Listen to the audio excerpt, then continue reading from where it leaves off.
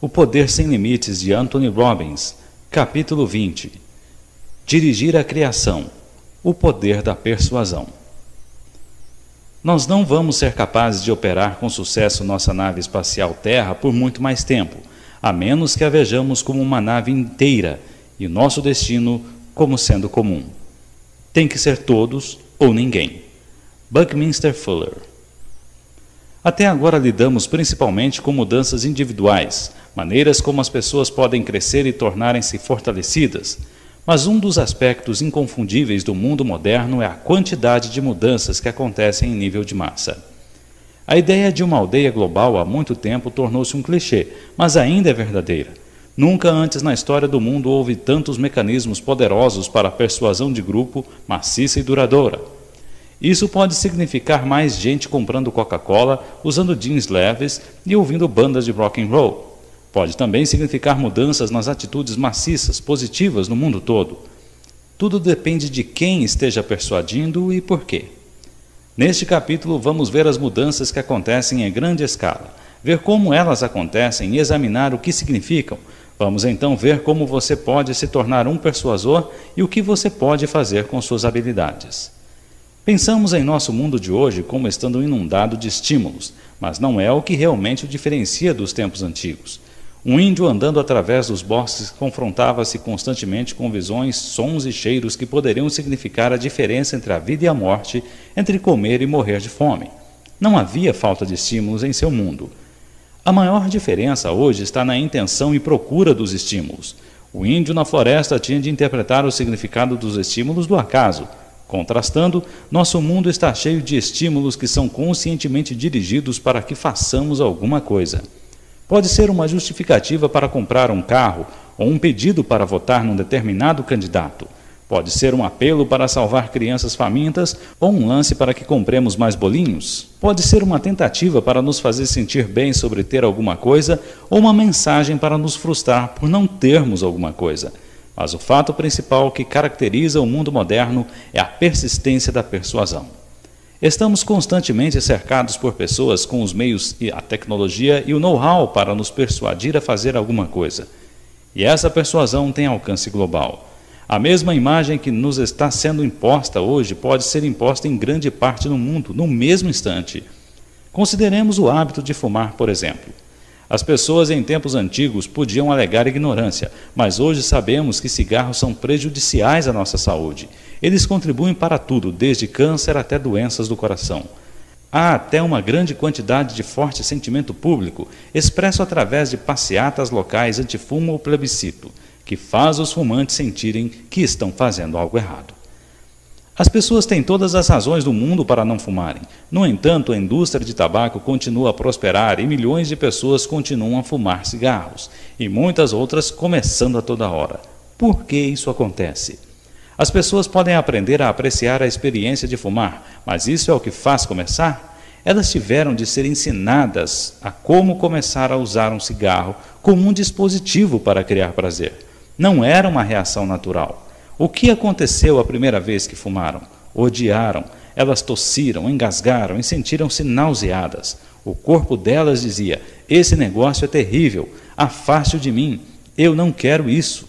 Na maioria dos casos, se sua própria evidência física lhe diz que alguma coisa é má, seria de se esperar que você a ouvisse. Logo, por que as pessoas não fazem isso com relação ao cigarro? Por que continuam a fumar até que o corpo desista de protestar e finalmente torna-se adepto? Elas fazem isso porque foram reestruturadas sobre o que o cigarro significa, e então essa nova representação e estado foram ancorados em algum lugar. Alguém com um grande conhecimento sobre persuasão gastou milhões de dólares para convencer o público de que fumar é uma coisa desejável. Através de propaganda perspicaz, imagens e sons inteligentes foram usados para nos pôr num estado positivo de sentimentos. Então, aqueles estados desejados foram associados ou vinculados a um produto chamado cigarro. Através de repetição contínua, a ideia de fumar tem sido ligada a vários estados desejáveis. Não há nenhum valor inerente ao conteúdo social ou em um punhado de tabaco enrolado num pedaço de papel. Mas fomos persuadidos que fumar é sexy, ou suave, ou adulto, ou macho. Quer ser como um homem Marlboro? Fume um cigarro.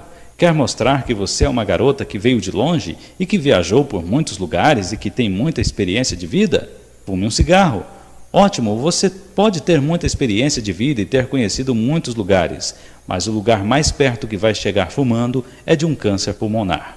Isso não é uma loucura? O que teria isso de encher os pulmões de carcinógenos a ver com qualquer estado desejável? O fato é que os anunciantes fazem em alta escala exatamente o que falamos neste livro. Eles criam imagens que deixam você num estado elevado, receptivo, e no auge da experiência, eles lhe ancoram a mensagem. Repetem através da televisão, jornais, revistas, no rádio, na internet e fazem com que a âncora seja constantemente acionada e reforçada. Por que a Coca-Cola paga Bill Cosby ou a Pepsi-Cola paga Michael Jackson para vender seus produtos? Por que os políticos enrolam-se na bandeira? Por que a cerveja Miller é feita da maneira americana? Por que gostamos de cachorro-quente, beisebol, torta de maçã e Chevrolet? Essas pessoas e símbolos já são âncoras poderosas na nossa cultura e os anunciantes simplesmente transferem o sentimento que temos por essas pessoas ou símbolos para os seus produtos. Eles os usam para nos tornar receptivos a seus produtos. Por que as campanhas de Reagan na televisão acrescentaram como lance decisivo o símbolo algorento do urso na floresta? O urso, simbolizando a Rússia, era uma âncora negativa poderosa que reforçava a imagem da necessidade de uma poderosa liderança, alguma coisa que Reagan se propunha a continuar a manter. Vocês já não viram ursos nas florestas e sentiram como eram carinhosos? Por que essa propaganda afetou a forma do povo ver os ursos? Devido ao cenário, à iluminação, às palavras e à música que usaram. Você pode analisar qualquer propaganda efetiva ou campanha política e descobre que ela segue a mesma estrutura que expusemos neste livro. Primeiro, ela usa estímulos visuais e auditivos para colocá-lo no estado que os promotores desejam. Aí então ancoram seu estado num produto ou ação que queiram que tome. É claro que isso é feito muitas e muitas vezes até que seu sistema nervoso ligue efetivamente o estado com o produto ou comportamento desejado. Se for uma boa propaganda, usará imagens e sons que atraiam e afetem todos os 3 maiores sistemas representativos: o visual, o auditivo e o sinestésico. Televisão é um meio bastante persuasivo por fazer o melhor uso de todos os 3 sistemas. Pode dar belas imagens, pode incluir uma canção ou jingle que pegue e pode proporcionar uma mensagem com um soco emocional. Pense nas mais efetivas propagandas feitas para uma bebida leve como a Coca-Cola, ou uma cerveja como a Miller, ou uma lanchonete como o McDonald's. Pense nas propagandas. O que todas elas têm em comum é uma forte mistura de estímulos visuais, auditivos e sinestésicos, que oferecem um gancho para todos. É claro que há algumas propagandas que são efetivas em produzir a imagem oposta. Elas quebram o estado da maneira mais completa possível. Pense nas propagandas anti-fumo. Você já viu uma que mostra um feto fumando um cigarro no ventre da mãe? Ou Brooke Shields com um ar de dopada e com cigarro saindo de seus ouvidos? Essas propagandas são mais efetivas quando funcionam como padrões interrompidos, quando destroem a aura de encanto que tentaram criar em volta de um produto nocivo. No mundo cheio de pessoas persuasivas, você também pode ser uma, ou pode ser aquela que é persuadida. Você pode dirigir sua vida ou ser dirigido. Este livro, na realidade, foi sobre persuasão. Mostrou-lhe como desenvolver o poder pessoal que o deixa no controle, a fim de que possa persuadir, seja no papel de modelo para seus filhos ou com uma força poderosa no trabalho. As pessoas no poder são as persuasivas. Pessoas sem poder simplesmente agem a partir de imagens e ordens que são enviadas em suas direções. Poder hoje em dia é a capacidade de comunicar e a capacidade de persuadir. Se você for persuasivo sem pernas, convencerá alguém a carregá-lo. Se não tiver dinheiro, convencerá alguém a lhe emprestar algum. A persuasão pode ser a técnica máxima para criar mudança. Afinal, se você for um persuasivo que esteja sozinho no mundo e não quer continuar assim, encontrará um amigo, ou uma namorada ou namorado. Se for um persuasivo com um bom produto para vender, encontrará alguém que o comprará. Você pode ter uma ideia ou um produto que possa mudar o mundo, mas sem o poder de persuadir, você não tem nada. A vida toda é sobre comunicar o que você tem a oferecer. Essa é a técnica mais importante que você pode desenvolver. Deixe-me dar-lhe um exemplo de como essa tecnologia é poderosa e quanto você pode fazer uma vez que domine as técnicas que a PNL oferece. Quando criei meu primeiro treinamento de 12 dias a profissionais em neurolinguística, decidi introduzir um exercício que realmente fizesse as pessoas usarem o que tinham aprendido. Eis o que fiz. Reuni todos os participantes do curso às 11h30 da noite e disse-lhes que me dessem suas chaves, dinheiro, cartões de crédito, carteiras, tudo, com exceção das roupas que vestiam. Disse-lhes que queria provar que, para serem bem-sucedidos, eles não precisavam de nada além de seus poderes pessoais e capacidades persuasivas. Disse-lhes que tinham as técnicas para descobrir e preencher as necessidades das pessoas e que não precisavam de dinheiro, status, um carro ou qualquer outra coisa que a cultura ensina que precisamos para fazer de nossas vidas o que quisermos. Encontrávamos-nos em Carefree, Arizona. O primeiro desafio era encontrar um meio de chegar a Phoenix, distante cerca de 1 hora de carro. Pedi-lhes que recorressem às suas habilidades para chegarem sãos e salvos em Phoenix. Encontrassem um bom lugar para ficar, comer bem e usar suas técnicas de persuasão de maneira efetiva e fortalecedora, tanto para eles como para os outros. Os resultados foram surpreendentes. Muitos deles foram capazes de conseguir empréstimos em bancos de $100 a $500, simplesmente pela força de seus poderes pessoais e coerência. Lembre-se, eles nem tinham documento de identidade e estavam numa cidade onde nunca tinham estado antes. Uma mulher foi a uma grande loja de departamentos e, sem qualquer identificação, conseguiu cartões de crédito que usou no local. Das 120 pessoas que saíram, cerca de 80% foram capazes de conseguir um emprego e 7 conseguiram 3 ou mais empregos no mesmo dia. Uma mulher queria trabalhar no zoológico. Disseram-lhe que havia uma lista de espera de 6 meses só para voluntários. Mas ela se desempenhou com tanta harmonia que lhe permitiram entrar e trabalhar com os animais. Ela até tratou de um papagaio usando as técnicas de PNL para estimular seu sistema nervoso. O treinador do zoológico ficou tão impressionado que ela terminou fazendo um mini seminário sobre como usar esses instrumentos de forma a afetarem os animais positivamente. Um sujeito que amava crianças e sempre tinha querido falar a um grande grupo delas foi a uma escola e disse: "Eu sou o orador da reunião. Quando começo?" As pessoas perguntaram: "Que reunião?" Ao que ele respondeu: "Vocês sabem, a reunião marcada para hoje? Vim de muito longe. Posso esperar até 1 hora, mas temos de começar logo." Ninguém tinha certeza de quem era, mas ele parecia tão seguro, tão coerente, que decidiram que tinha de haver uma reunião. Portanto, reuniram os garotos e ele falou durante 1h30 sobre como os garotos podiam melhorar suas vidas. As crianças e os professores adoraram. Outra mulher entrou numa livraria e começou a autografar um livro escrito por uma pregadora da televisão, Terry Cole Whitaker.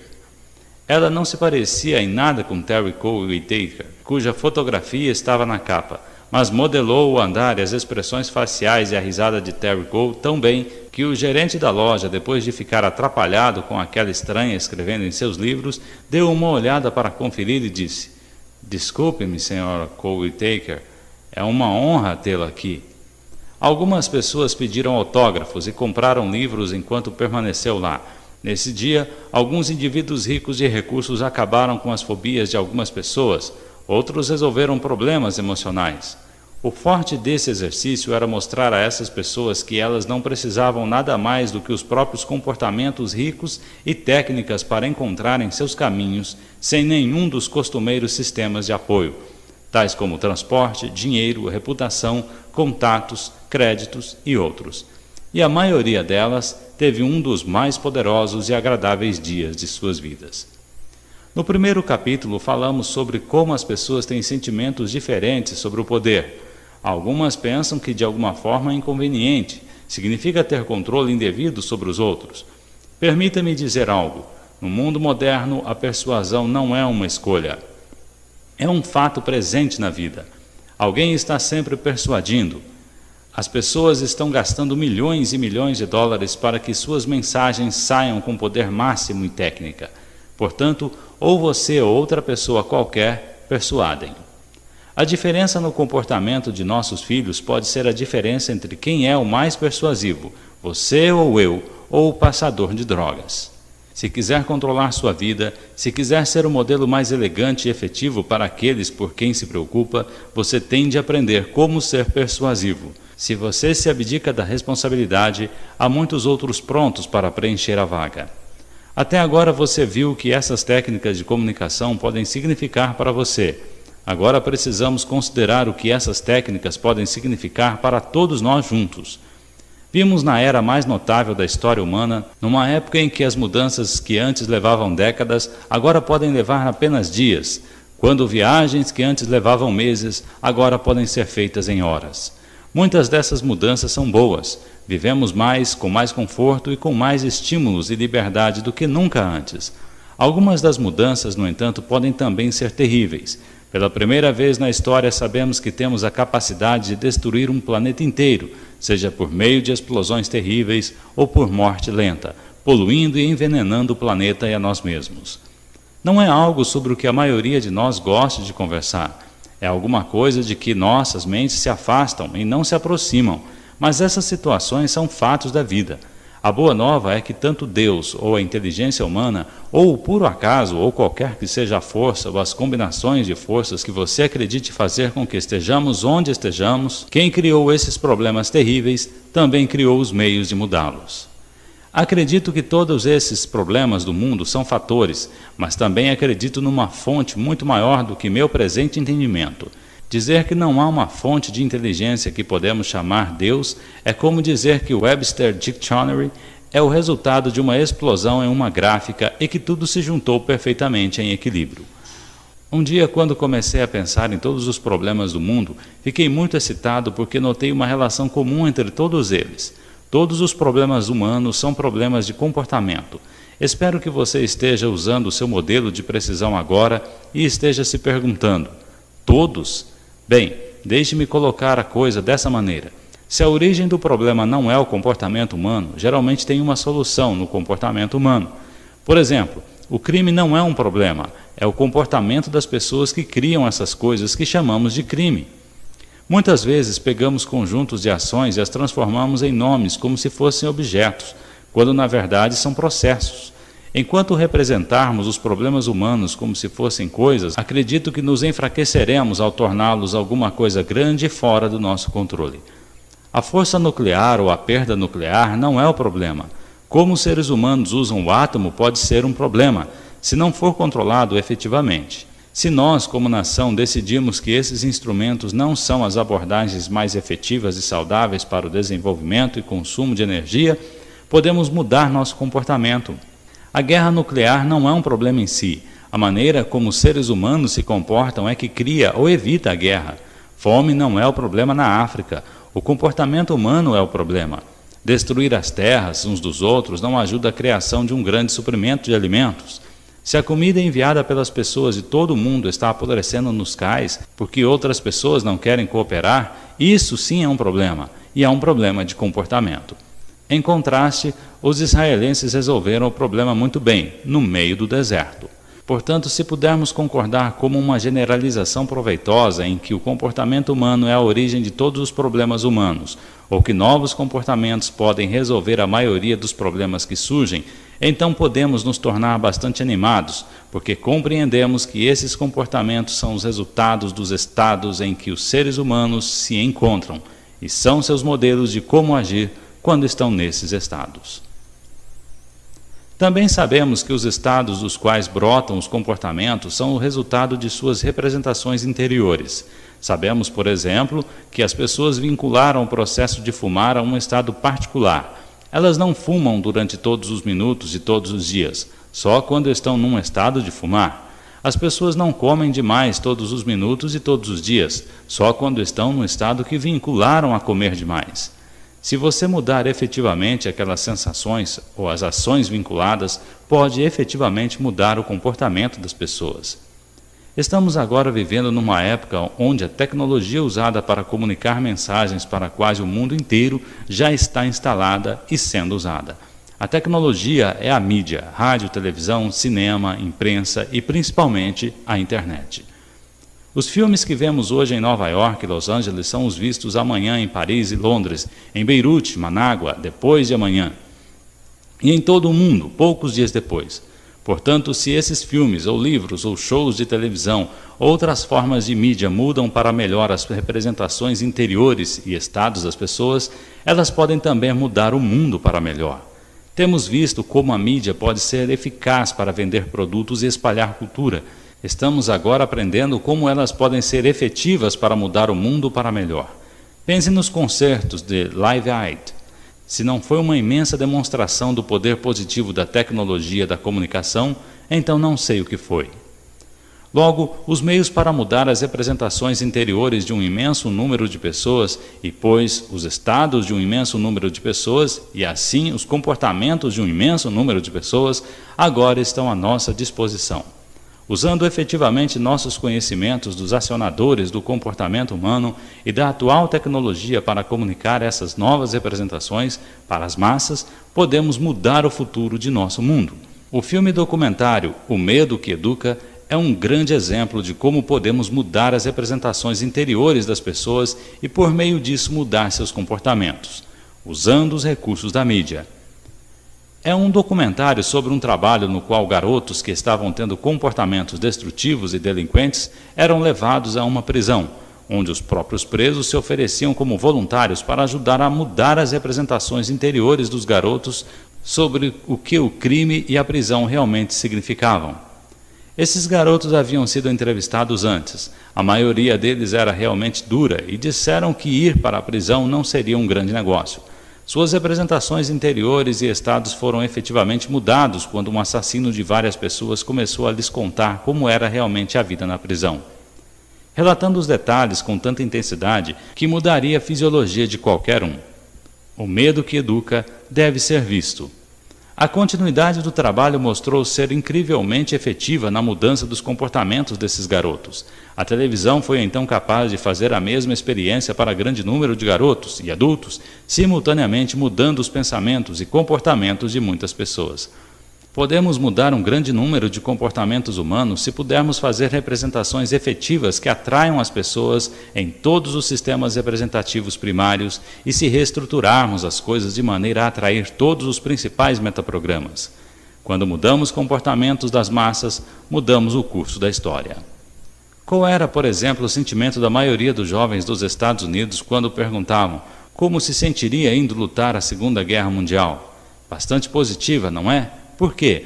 Porque as representações da maioria dos jovens sobre a Segunda Guerra foram criadas por canções como Over There e pôsteres do Tio Sam em todos os lugares dizendo "Eu quero você". O jovem da era da Segunda Guerra Mundial provavelmente imaginava-se como um salvador da democracia e dos povos livres de todos os lugares. Essas espécies de estímulos externos representavam a guerra de maneira que o deixavam num estado positivo de desejo de ir e lutar. Ele se apresentava como voluntário. Ao contrário, o que aconteceu quando a guerra do Vietnã começou? Qual era o sentimento da maioria dos jovens sobre ir à luta? Bastante diferente. Por quê? Porque havia um conjunto diferente de estímulos externos sendo oferecido todas as noites a um imenso de indivíduos, através dessa nova forma de tecnologia chamada notícias da noite. Isso mudou as representações interiores deles, dia a dia. As pessoas começaram a apresentar a guerra como alguma coisa diferente do que tinha sido até então. Não tinha mais lá, era agora na nossa sala, na hora do jantar, enquanto víamos os detalhes vívidos.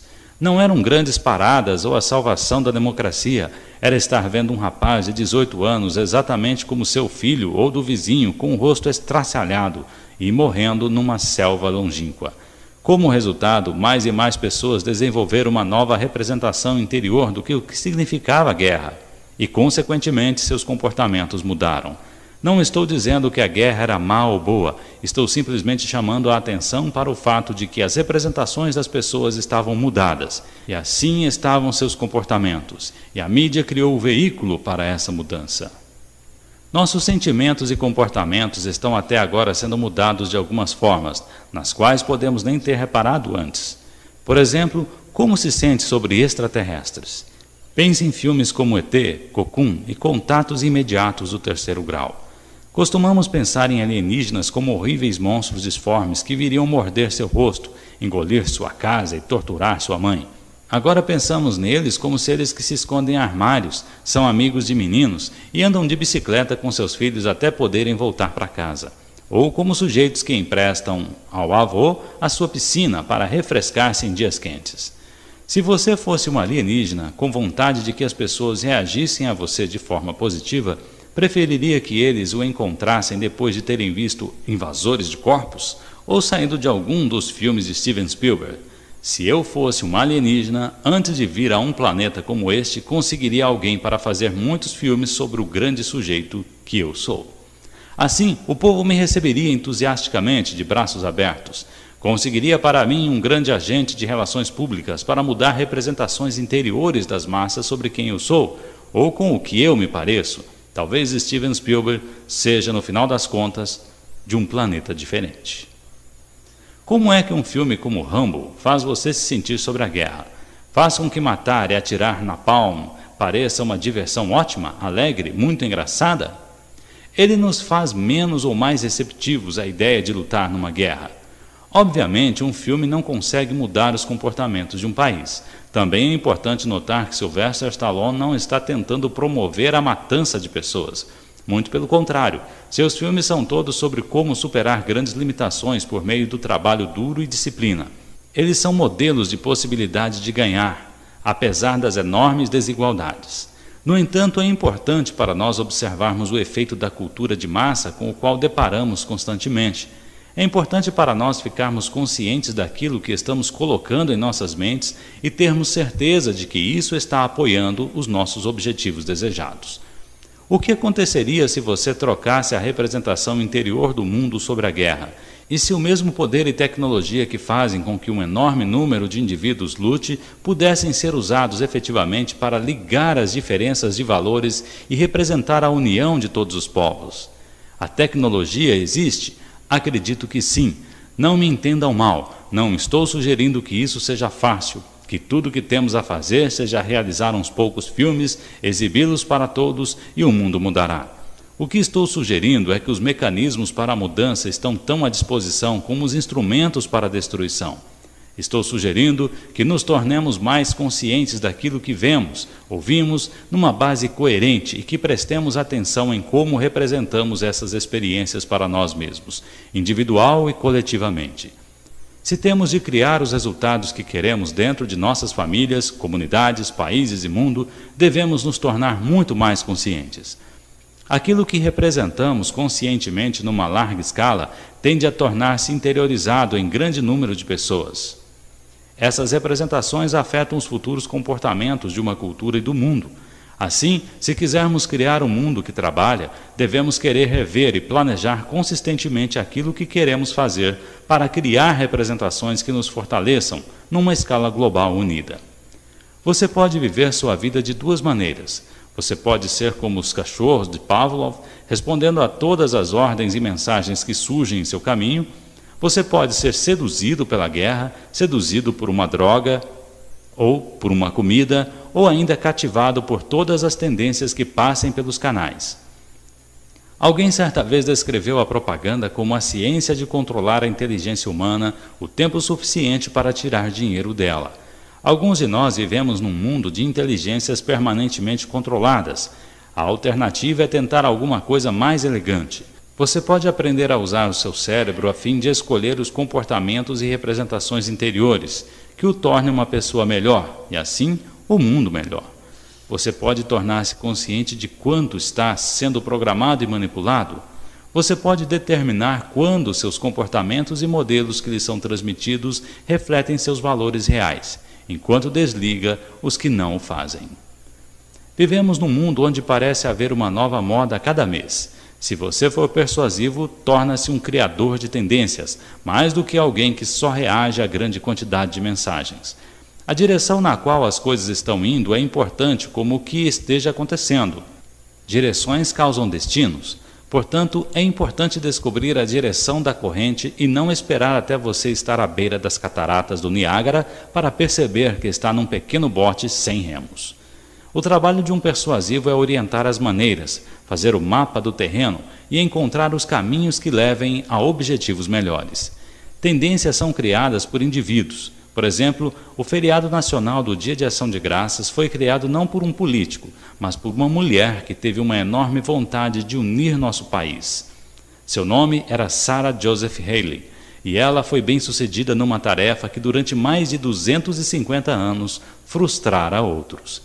Muitas pessoas têm a falsa ideia de que o feriado do Dia de Ação de Graças é uma tradição desde que os pioneiros deram graças em outubro de 1621, mas isso não é verdade.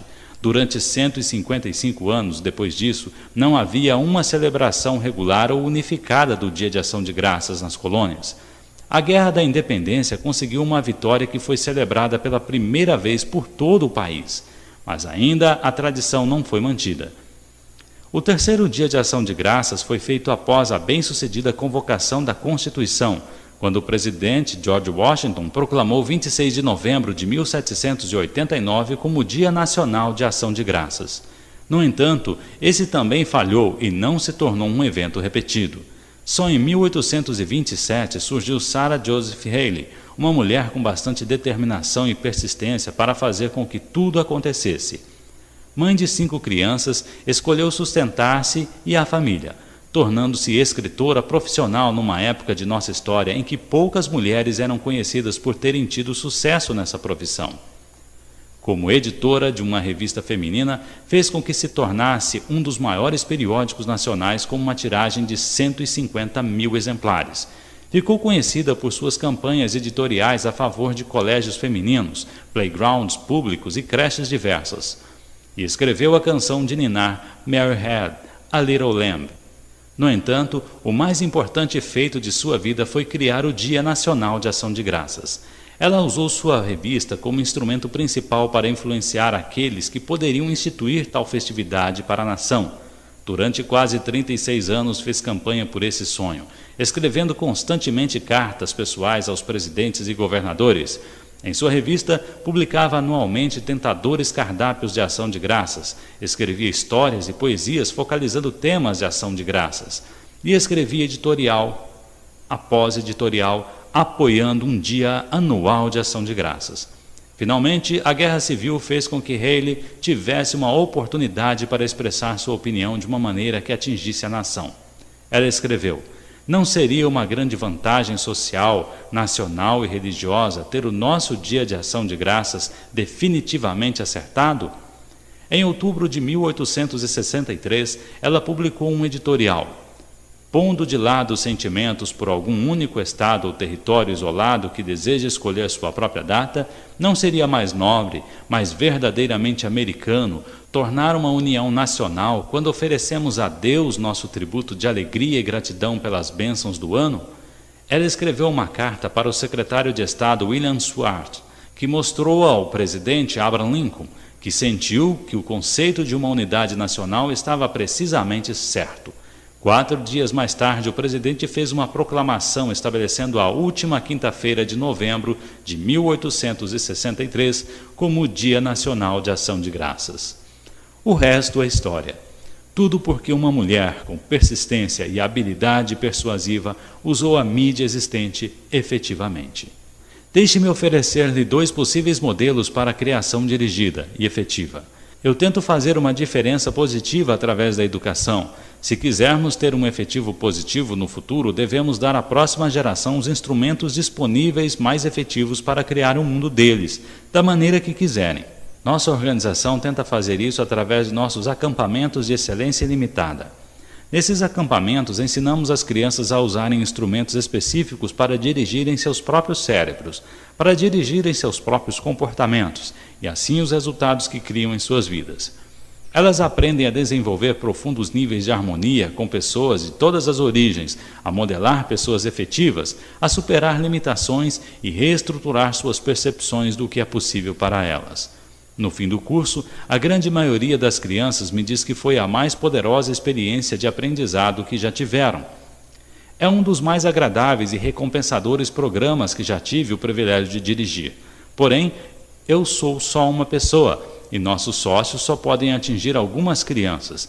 Assim, desenvolvemos um programa de treinamento para preparar professores com técnicas de PNL e outras capacidades de tecnologia de desempenho. Esse foi um grande passo visando atingir mais jovens, apesar de não ser em alta escala, que verdadeiramente criasse uma nova tendência em educação. Estamos nos primeiros estágios da conceituação de um novo projeto, ao qual chamamos de Challenge Foundation, Fundação Desafio. Um dos desafios que muitos garotos enfrentam, particularmente aqueles em áreas carentes, é que eles não têm acesso a modelos poderosos e positivos. A ideia da Challenge Foundation é formar uma biblioteca de apresentações de vídeos interativos, mostrando os mais poderosos e positivos desempenhos modelos de nossa cultura. Contemporâneos como juízes da Suprema Corte, artistas e homens de negócios, ou personagens históricos como John F. Kennedy, Martin Luther King Jr. ou Mahatma Gandhi. Isso dará aos jovens poderosas experiências para tentarem igualar. Você pode ouvir um professor falar de Martin Luther King, pode ler as palavras de King, mas isso é só uma parte da experiência. E se você pudesse passar 30 minutos tentando lhe dizer pessoalmente suas filosofias e crenças, e se nos últimos 5 minutos o desafiasse a fazer alguma coisa com sua vida, eu gostaria que as crianças fossem capazes de modelar não só as palavras, mas a tonalidade, a fisiologia e a presença total desses mestres da persuasão. Muitas crianças estudando a Constituição, por exemplo, não têm ideia de como ela se relaciona com a vida de hoje. E se tivéssemos um vídeo do principal juiz da Suprema Corte dizendo aos estudantes por que ele dedica cada dia de sua vida defendendo esse documento e como ele as afeta hoje? E se no final ele fizesse a esses jovens um desafio? Pode imaginar o que acarretaria se uma porção considerável das crianças do país pudesse ter acesso regular a essa espécie de estímulos e desafios positivos? Um programa assim poderia mudar o futuro. Se você tem sugestões para tal sistema, convido-o a escrever e fazer comentários. Outro exemplo de como usar influência para criar novas tendências positivas é o trabalho de um homem chamado Amory Lovins. Chefe de pesquisa do Rocky Mountain Institute em Snowmass, Colorado, Lovins está envolvido há anos em um projeto de energia alternativa. Hoje, muitas pessoas acreditam que a energia nuclear é muito cara, muito ineficiente e muito perigosa para ser usada. No entanto, o movimento antinuclear fez pouco progresso, porque é só isso. É antinuclear. Muitas pessoas que se movem em busca de soluções imaginam para que é esse movimento. Algumas vezes é difícil dizer, mas Lovins foi capaz de ter grande sucesso com as companhias de energia por ser mais um perspicaz persuasivo do que um mero protestador. Em vez de atacar as empresas de energia nuclear, ele está proporcionando alternativas que são mais rentáveis, porque não requerem fábricas enormes com custos que podem ultrapassar a casa dos bilhões. Lovins gosta de praticar o que chama de política Aikido, que usa o mesmo princípio da estrutura de concordância para direcionar comportamentos, de forma a reduzir ao mínimo os conflitos. Em certo caso, pediram que numa audiência de avaliação provasse para uma empresa de utilidade pública que estava planejando uma nova e imensa usina nuclear. A construção ainda não tinha começado, mas a usina já tinha custado 300 milhões de dólares. Ele começou dizendo que não estava lá para provar nada a favor ou contra a fábrica. Disse que era no melhor interesse de todos, dos serviços e dos usuários, ter um serviço que operasse em condições financeiras seguras. Prosseguiu então explicando quanto dinheiro seria economizado só com a conservação e quanta energia custaria se a dispendiosa nova usina fosse construída. Em termos financeiros conservativos, ele discutiu o que isso significaria para a empresa. Foi uma apresentação bem calma, não foi preciso brigar contra a fábrica ou a força nuclear. Após terminar, ele foi chamado pelo vice-presidente de finanças da empresa de serviços públicos. Quando se encontraram, o funcionário falou sobre o efeito que a usina poderia ter nas finanças da companhia. Disse que se ela fosse construída, poderia fazer com que a empresa não pagasse dividendos, um desastre para as ações da companhia. Finalmente, o funcionário disse que se os interventores quisessem, a companhia poderia preferir desistir da usina, assumindo a perda de 300 milhões de dólares. Se Lovins tivesse começado como adversário, a companhia poderia ter feito o pé firme, de uma forma que não satisfaria ninguém. Mas encontrando um chão comum, tentando criar uma alternativa viável, eles foram capazes de chegar a um acordo que beneficiou ambos os lados. Uma nova tendência está começando a se formar, como resultado do trabalho de Lovins. Outras companhias de eletricidade contrataram-no como consultor para limitar a dependência nuclear e, simultaneamente, aumentar seus lucros. Outro caso envolveu trabalhadores em fazendas de St. Louis Valley, no Colorado e no Novo México. Tradicionalmente recolhiam lenha como principal fonte de energia, mas os proprietários de terras cercaram a área. Eram pessoas muito pobres, mas alguns líderes tentaram persuadi-las de que a situação não era uma desvantagem, mas uma oportunidade. Como resultado, começaram um dos mais bem-sucedidos projetos de energia solar do mundo e ganharam um senso de poder coletivo e boa vontade como nunca tinham tido antes. Lovin cita um caso semelhante em Iowa, onde a pequena cooperativa de serviço público local decidiu que não estavam mais usando a sua força eficientemente. O resultado foi um impulso para a climatização das casas e economia de combustível, um esforço tão bem-sucedido que a companhia pôde saldar seus débitos. Em 2 anos, a despesa se reduziu a 1/3 e os usuários de uma cidade de 3.800 pessoas economizaram $1.600.000 por ano em custos de combustível. 2 coisas aconteceram em ambos os casos. As pessoas foram capazes de se beneficiar encontrando uma estrutura vencer-vencer, que ajudou a todos. E eles foram capazes de desenvolver um novo senso de autoridade e segurança, aprendendo a agir para conseguir um objetivo desejado. Os ganhos secundários em boa vontade e espírito de comunidade que advieram de trabalharem e agirem juntos foram tão importantes quanto o dinheiro economizado. Essas são as espécies de tendências positivas que podem ser criadas por uns poucos persuasivos decididos. Há um ditado no mundo dos computadores: Gigo, garbage in, garbage out. Lixo entra, lixo sai. Significa que a qualidade que você consegue de um sistema depende inteiramente do que você coloca nele. Se você puser informações ruins, falhas ou incompletas, obterá a mesma espécie de resultados. Hoje, em nossa cultura, muitas pessoas têm pouco ou nenhuma preocupação com os sistemas com a qualidade de informações e experiências que diariamente são disseminadas. De acordo com as últimas estatísticas, o americano médio assiste televisão 7 horas por dia. A US News World Report declara que crianças em idade escolar assistem a uma média de 18.000 assassinatos. Durante 12 anos de escola, elas assistirão 22.000 horas de televisão, mais do que 2 vezes o tempo gasto nas aulas. É fundamental que observemos como estamos alimentando nossas mentes, se esperamos que elas cresçam e se alimentem de nossa capacidade de experimentar e aproveitar completamente isso que chamamos de vida. Nós trabalhamos como um computador. Se formarmos representações interiores que nos dizem que arrasar vilas com metralhadoras é certo e que a não saudável comida junk, ou lixo, é o que as pessoas de sucesso comem, aquelas representações governarão nossos comportamentos. Temos mais poder agora do que nunca antes para moldar nossas percepções interiores, que governam os comportamentos. Não há garantia de que as moldaremos para melhor, mas o potencial está lá e devemos começar a fazer algo a respeito. Os mais importantes problemas que enfrentamos como nação e como planeta têm a ver com uma espécie de imagens e representações de massa que produzimos. A liderança tem a ver com a criação de tendências e é a verdadeira mensagem desse livro.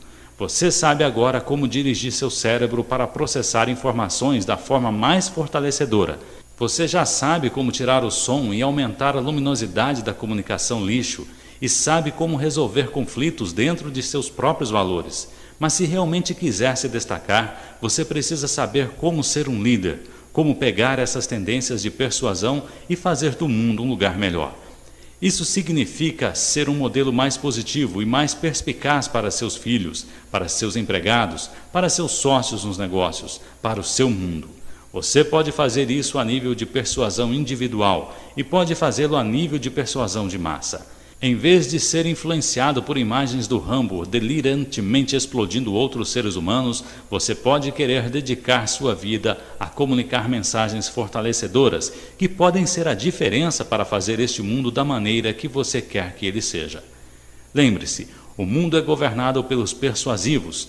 Tudo o que aprendeu neste livro e tudo o que você vê à sua volta confirma isso. Se você puder externar suas representações interiores sobre o comportamento humano, sobre o que é elegante e o que é efetivo, o que é positivo, você pode mudar a futura direção de seus filhos, sua comunidade, seu país e seu mundo. Nós temos a tecnologia para mudá-la, bem aqui diante de nós. Sugiro que a use para maximizar seu poder pessoal, aprender como ser efetivo e bem-sucedido no que tenta fazer.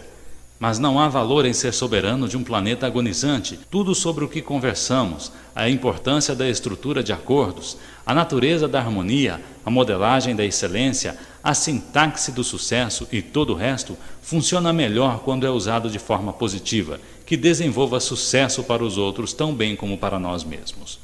O poder supremo é sinérgico, vem de pessoas que trabalham juntas e não separadas. Nós agora temos a tecnologia para mudar as percepções das pessoas quase num instante. É tempo de usá-la de maneira positiva para a melhoria de todos nós. Thomas Wolfe certa vez escreveu: não há nada no mundo para acabar com o tédio de alguém quanto um sentimento de sucesso. Esse é o real desafio da excelência, usar essas técnicas em nível mais amplo para nos fortalecer e aos outros de forma a serem verdadeiramente positivas, de forma a gerarem sucesso maciço, alegre e comunitário. A hora de começar a usar é agora. Fim do capítulo 20.